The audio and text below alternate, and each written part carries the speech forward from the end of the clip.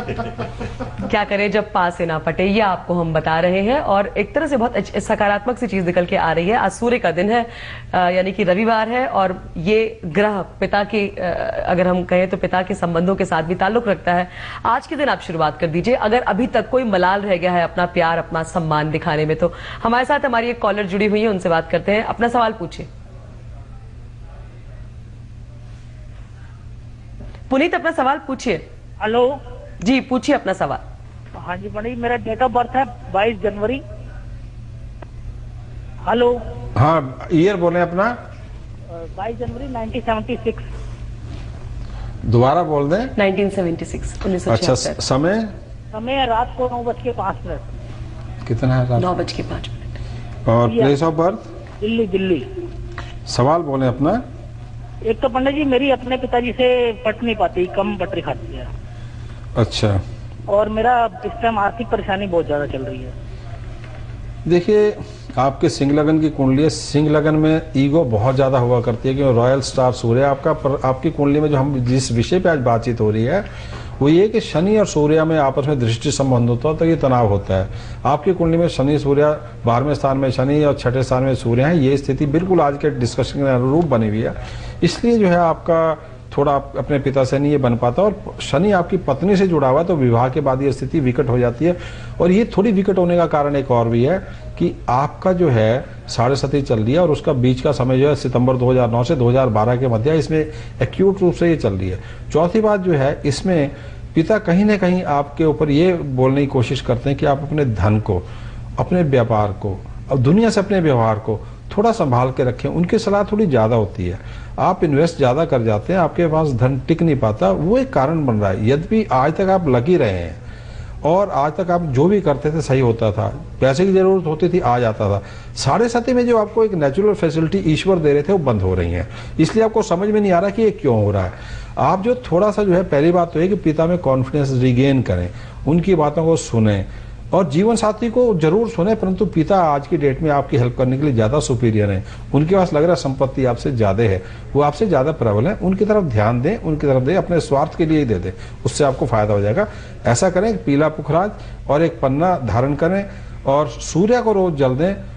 जब से आपका विवाह हुआ है, लड़की कोई भी हो, आपकी कुंडली ऐसी है, किसी से भी विवाह होता है, धन के खर्चे सबके बढ़ते हैं, आपके ज्यादा बढ़ गए इसलिए तनाव बढ़ गए। शनि के भी उपाय करें, ओवरऑल सोल्यूशन इसमें है। जी भावना जी, ये होता है क्या, पिता के साथ जो रिश्ते होते हैं वो शादी के बाद बदल जाते हैं? पिता या माँ के साथ जो रिश्ते होते हैं शादी के बाद उनमें कुछ बुरा असर, एक दूरी जो है वो बढ़ती हुई दिखती है, जैसा कि हमने इस केस में भी देखा। मैं ये नहीं कहूंगी कि हमेशा दूरी बढ़ेगी या नेगेटिव ही होगा, पर देखा जाता है कि जब कोई नया रिश्ता जुड़ जाता है तो कहीं पर हम अगर अपना बैलेंस खो देते हैं और पुराने रिश्तों को उतनी अहमियत नहीं देते, तो फिर कहीं ना कहीं रिश्तों में दूरियां दिखने लगती हैं। तो मैं ये कहूंगी कि जब हमारे साथ कोई नया रिश्ता जुड़ा है, और स्पेशली अगर वो एक शादी का रिश्ता जुड़ा है, तो उस रिश्ते को भी अपने जो पुराने रिश्ते हैं उसके साथ अगर आप जोड़ के चलेंगे, आपकी जिंदगी में हमेशा खुशहाली रहेगी, हमेशा सक्सेस रहेगा। और ये जो नेगेटिविटी है जो कहीं ना कहीं आ जाती है, और स्पेशली आपकी वजह से फिर बहू और आपके माता पिता के बीच आ जाती है, वो भी गायब दिखेगी। यानी कि सबको तवज्जो देना जरूरी है, माता पिता को, शादी को, और यहाँ पर वक्त देने की जरूरत है रिश्तों को बहुत ज्यादा, ताकि कोई इतनी बड़ी दरार न पड़े जो पाटने से ना पटे। एक छोटे से ब्रेक के लिए रुकते हैं, फिर उसके बाद चर्चा को बढ़ाएंगे।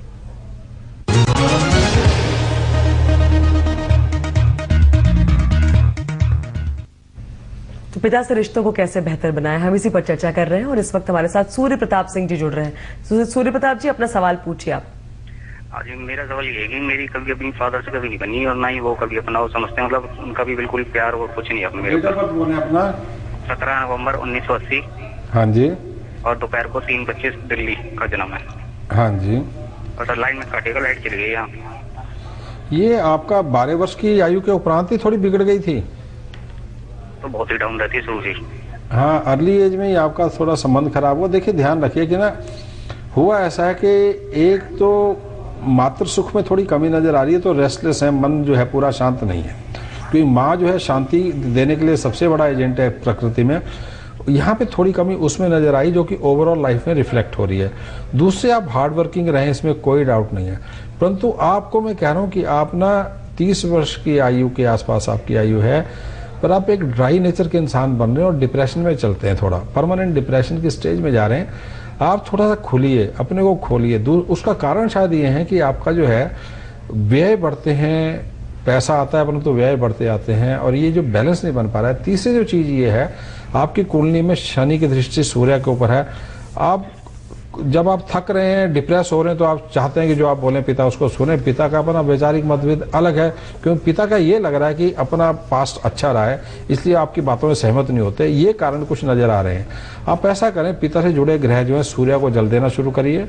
दूसरी जो चीज है, आप पिता जो हैं उनके लिए और अपने लिए, अपने कार्य क्षेत्र के लिए पीला पुखराज और एक मूंगा, और तीसरे जो है पन्ना, जो माता और जीवन साथी से जुड़ा है, अशांति के कारण को ढूंढिए, वो भी हैं। इनके ऊपर ध्यान देंगे तो आपकी ओवरऑल समस्या का निर्वाण हो जाएगा, उससे जो है आपका पूरा सुधार हो जाएगा। आप इसको करें।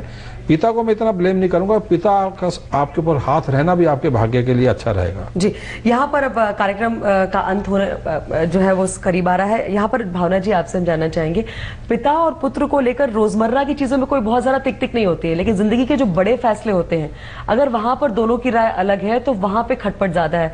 मसलन शादी, करियर का चुनाव या इन सब चीजों में ज्यादा होता है, तो वहां पर किस तरह से सामंजस्य बैठाया जाए, संतुलन लाया जाए?